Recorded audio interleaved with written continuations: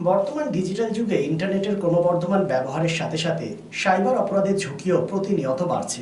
এই পরিস্থিতিতে Asansol Durgapur police commissioner Barabani থানার উদ্যোগে এবং চাইল্ড ওয়েলফেয়ার সোসাইটির উদ্যোগে দোমানি কেলেজোড়া বালিকা বিদ্যালয়ে অষ্টম শ্রেণী থেকে দ্বাদশ শ্রেণী ছাত্রীদের নিয়ে আয়োজিত হয় সাইবার সচেতনতামূলক কর্মসূচি, যেখানে উপস্থিত ছিলেন বারাবণী থানার ভারপ্রাপ্ত আধিকারিক দিব্যেন্দু মুখার্জি সহ পুলিশ আধিকারিক, চাইল্ড ওয়েলফেয়ার সোসাইটির আধিকারিকেরা।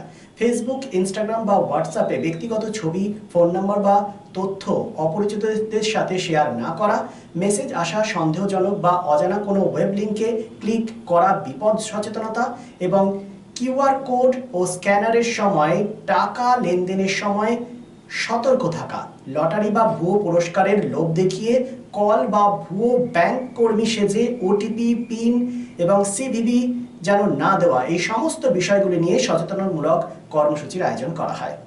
আসে তো এইখানে প্রথম এলাম, তো আমি এখানে জয়েন করতে পেরে তোমাদের সঙ্গে অংশগ্রহণ করতে পেরে আমার খুব ভালো লাগছে। কাল নয় আজই, কাল বড় দেরি হয়ে যাবে, আজকের শিশুকে আজকেই করতে হবে। একজন মহান ব্যক্তি বলে গেছে যে আজকে সচেতনতামূলক অনুষ্ঠানের জন্য তোমরা যারা বাচ্চারা এখানে উপস্থিত আছো, তোমরা সেগুলো সবাই মন দিয়ে শুনবে এবং তোমাদের থেকে যারা ছোট এবং বড় বসে আছে ও যখনই আমাদেরকে দেখবে আমরা প্র্যাকটিক্যাল ওটা আইডিয়া করতাম যে এই মেয়েটা মনে হয় সাসপেক্ট হিসাবে আসে, গিয়ে আমরা জিজ্ঞাসাবাদ করলে হয়তো কিছু পেতে পারি। তো যখন ওকে জিজ্ঞাসাবাদ করতাম যে কি নাম তোমার, নাম নিজে বলতো স্যার মেয়েটা বাড়ি কোথায়, স্যার আমার আসামে বাড়ি। কোথায় যাচ্ছ তুমি? তো বলবে স্যার আমি কেরালায় যাচ্ছি। কেরালায় কি করতে যাচ্ছ? স্যার আমার ওখানে বয়ফ্রেন্ড আছে, ও আমাকে ওখানে বলেছে, ডেকেছে। বর্তমান যুগে দাঁড়িয়ে আমরা এই সমাজে এখন প্রাইম থেকে শুরু করে সমস্ত চাইল্ড প্রোটেকশন আমাদের ইউনিট আছে, সিডাব্লিউসি অফিসার্স আছেন, এখানে ডিস্ট্রিক্ট চাইল্ড প্রোটেকশন ইউনিটের অফিসাররা আছেন, তার সঙ্গে সাইবার ফ্রড।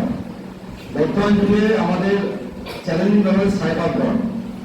সাইবার ফ্রডের মধ্যে আপনারা কোনো সময় দেখতে যেটা আমাদের খুবই চ্যালেঞ্জিং এই বিষয়ে এখন আগে যেমন জানতাম আমরা কোনো বাড়ি টাকা পয়সা চুরি হচ্ছে, অনেক আগে আমরা ছোট ছিলাম, বোম মারতো, তারপর খুন করে দিত। এখন সেসব দিন নেই, ঘরে বসে ডিজিটালি ফ্রড করা যায় কিভাবে সেটা আমরা ডে বাই ডে দেখতে পাচ্ছি। আমরা প্রত্যেকটা মানুষ সাইবার ক্রাইমের সময় কিভাবে প্রতারণা হচ্ছে, ওটাই তো হচ্ছে ডেলি আমরা ভাড়াটা দেখতে পাই। এগুলো যারা নিরীহ মানুষ শুধু না, যারা শিক্ষিত মানুষ তারা শিক্ষা হয়। ভারতবর্ষের মুখে আমাদের আগে ছিল জামতারা যেটা পড়ে আসছে, তো আসার কোনো সিনেমা দেখেছো, জামতারা ছিল আগে রাজস্থান। 3-4টে ভারতবর্ষের জায়গা আছে, একটা জেলা জামতারা, রাজস্থানের ভরতপুর, 3 নম্বর মথুরা, 4 নম্বর হরিয়ানার একটা জায়গা আছে মুম্বই।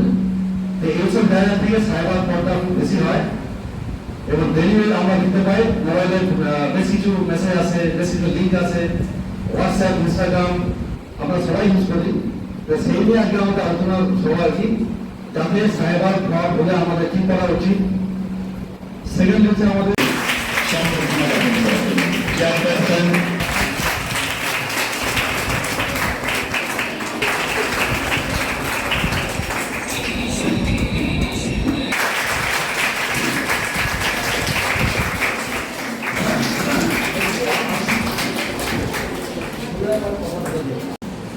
বাচ্চাদের আমরা ডেফিনেশন বুঝি, তারপর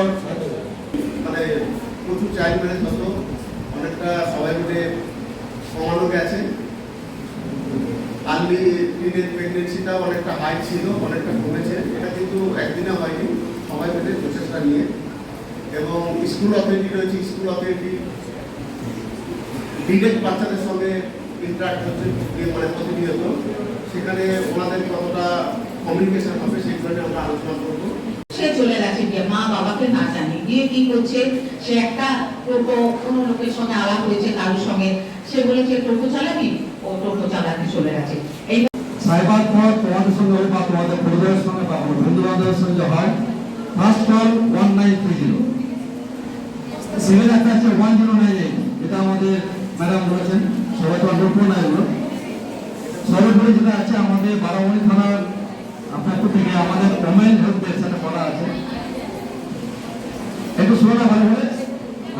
এটা ম্যাডাম বলছিলেন স্বাবলম্বী হওয়া খুব দরকার। স্বাবলম্বী হতে গেলে কি করতে হবে? আমাদের পড়াশোনা করতে হবে ফার্স্ট। তোমাদের কোনটা ভালো কোনটা খারাপ এই বোঝার ক্ষমতা হয় তোমাদের এখন নেই, কিন্তু বুঝতে হবে বর্তমান যুগ অনেক ফাস্ট।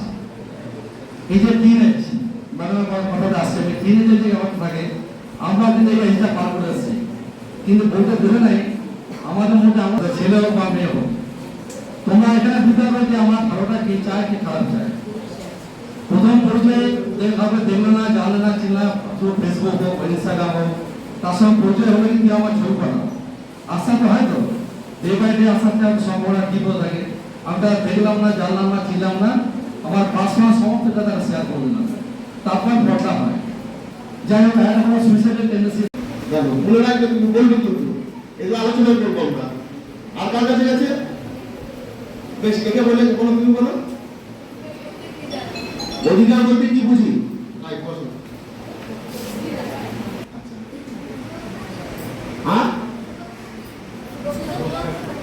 সুরক্ষা কি? Very good. আর বসে পড়ো, বসে পড়ো। আর কার কাছে গেছে?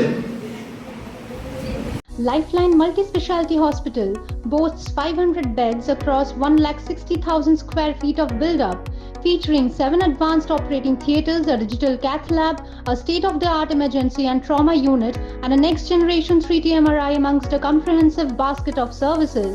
Renowned super specialists from premier institutes deliver top-tier care, supported by digitalized, integrated healthcare for seamless coordination.